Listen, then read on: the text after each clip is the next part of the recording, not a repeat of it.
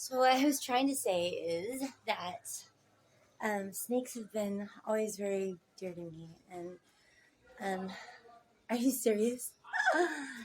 Okay, I've shared some stories before, and it's probably better to do this another time because I keep getting interrupted.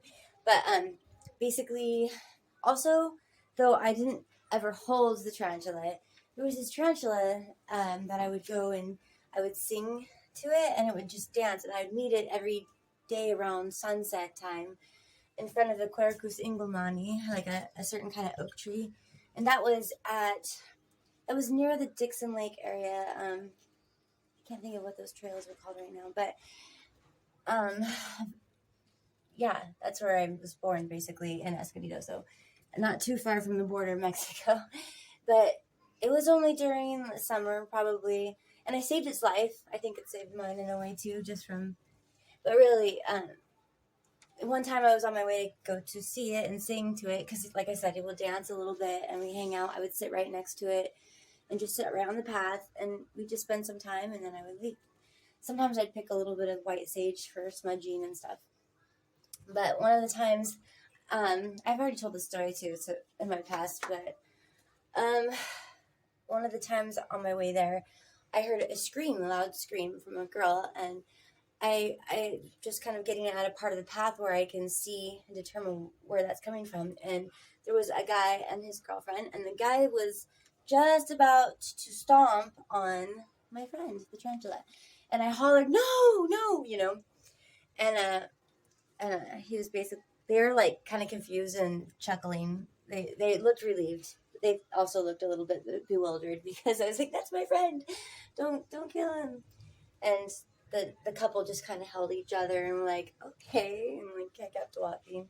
So that was one of the last times I saw the tarantula too. But really, it's snakes. I know serpents can be put in the category of, I've even used it in like certain poetry and stuff to explain how people can be shifty and snake-like, in a negative way. But snakes get a bad rap, and they're very awesome healing energy, like said Hugo was saying about Kundalini.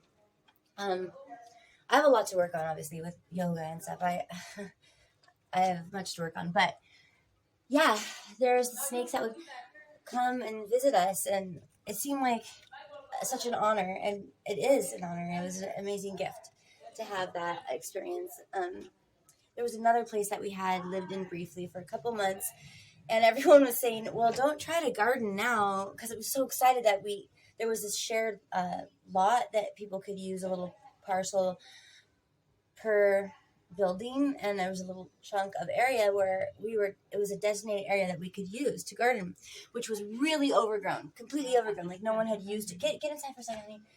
Like no one had used it in a long time. And some of the neighbors who were gardening were like, you know, there's no point, it's late in the season now, you're not going to be able to grow anything. But within just a couple days, I had all this wild stuff cleared out. Like, I didn't completely clear it out. Certain things and plants I would leave, like certain weeds and stuff, I could just feel that were there for a reason. But basically was able to get the earth just really happy, and just I didn't even have money for seeds or anything. I had like a bag of pinto beans and lentils and stuff like that. And I think I had a few seeds, but I just planted the heck out of them, and they were growing like in days. Big. And there was this sweet little snake, and he would come to the garden, and he was like so happy. There were butterflies, and it just felt like so alive. And it is therapy, definitely, having your hands in the soil and the earth, so I was very grateful for that experience. But yeah, you love snakes, huh? Yes, I do. We Especially garden ones. Garden snakes. Yeah, it seems like when you're walking, like we'll be walking or something, and I'll just feel like, oh, there's gonna be a snake coming up right now, and then careful, like just to be aware of. Snakes can teach you more of an awareness as well, just to be aware on your path. You don't need to freak out or panic. It's just really awesome. Oh, once there was a bat, and this was a long time ago.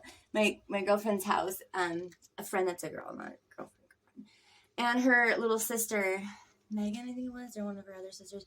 Anyways, she's screaming bloody murder sounding. And apparently there was a bat hanging in her room on like this part. Its little feet were like that, hanging, and it was asleep. And the door was open ajar. Otherwise, it wouldn't have been able to hang probably very well. And it was up to go up the stairs to like an attic area.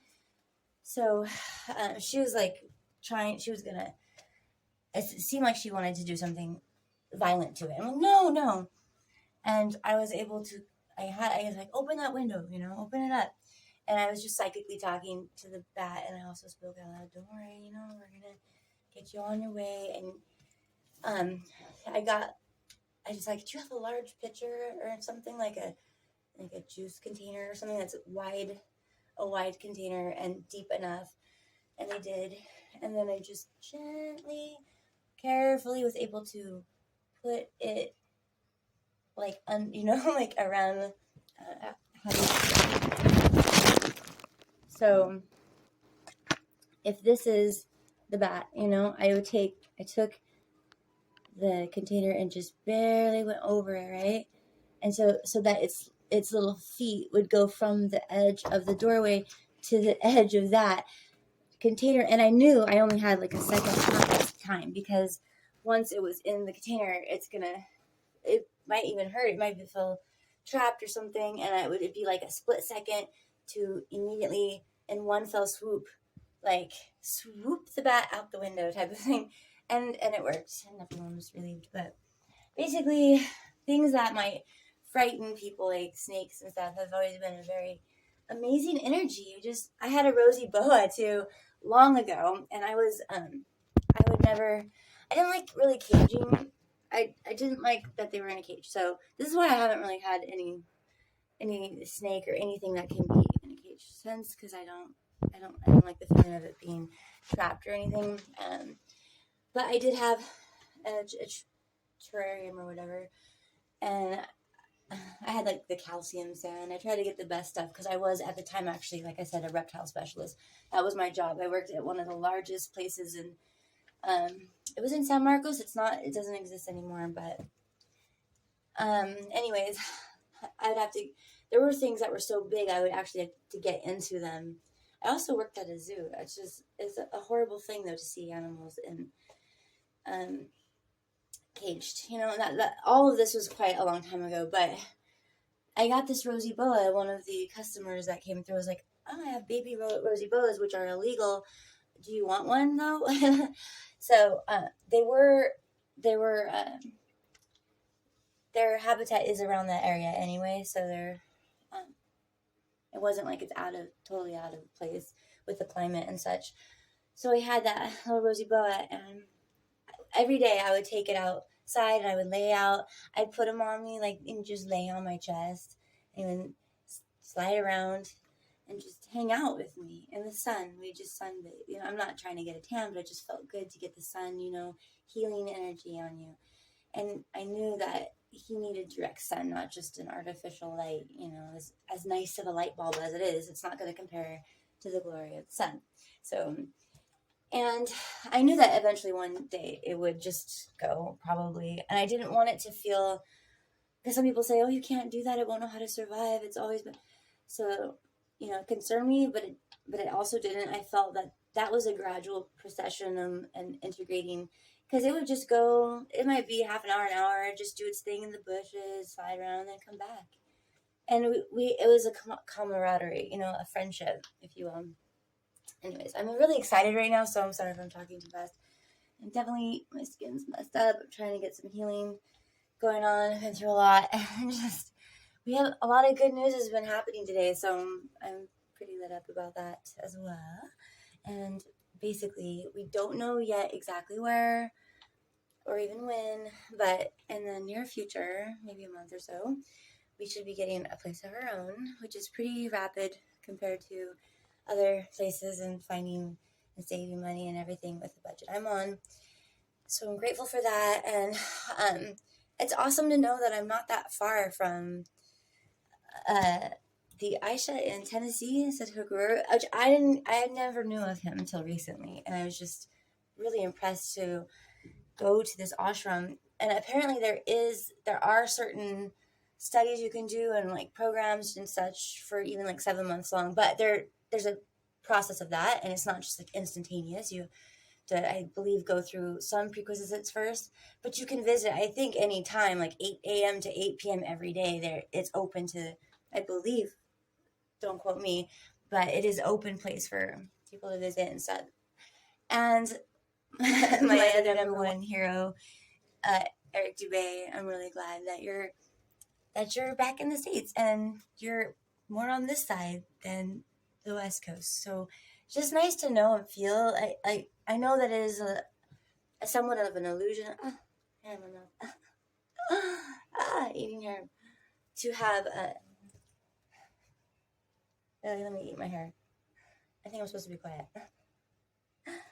I'll just stop filming and cut that out. But I'm really grateful and thankful. So thought I would share that. It's really great that things are feeling like they're coming together more, despite any of the. There's a few things that have tried to pull me back into a negative place.